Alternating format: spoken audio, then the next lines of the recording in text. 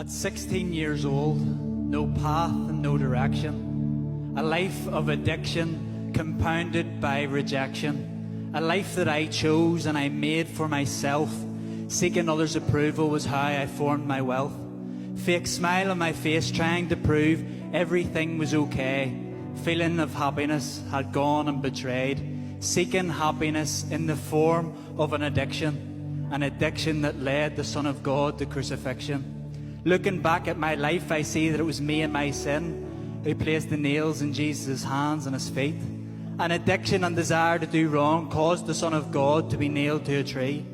I grew up knowing what Jesus had done for me, but mockingly turning away with no thought for eternity.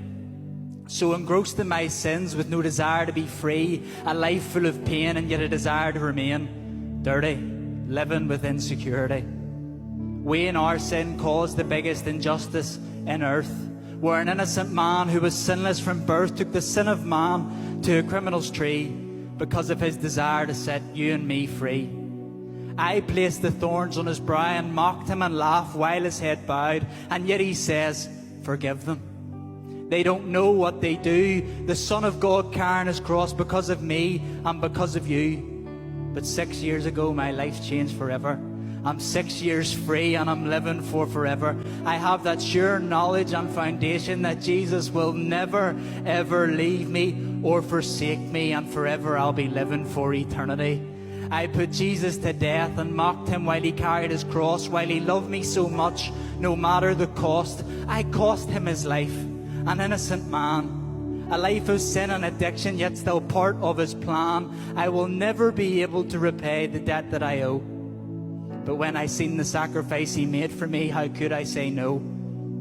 I came to Jesus with a heavy burden of pain, and he took it all away. Maybe you're the same today, caught up in whatever with no way to go. Maybe you feel like every day is a struggle. I felt like that too. But what he's done for me, he can surely do for you. I remember the days of heartache and cries of, why me? But I came to a God of compassion and of empathy. He put himself in my place and welcomed me in with his gentle embrace. He wiped the tears from my eyes and healed my broken heart, called me his son and set me apart. And I still ask that same question now. Why me? It's not an angry question now. It's why me? Why am I free? Why did you forgive me? Why did you love me? Why me? And I see that picture of Calvary. When he was on the cross, you were on his mind, and he would go to that cross again to find you, to change your life, to make you brand new. He'll give you a new start. He'll take away your hurt and he'll set you apart. You're not a mistake. Your life has value and has purpose, and maybe you don't see it yet, but God thinks you are worth it.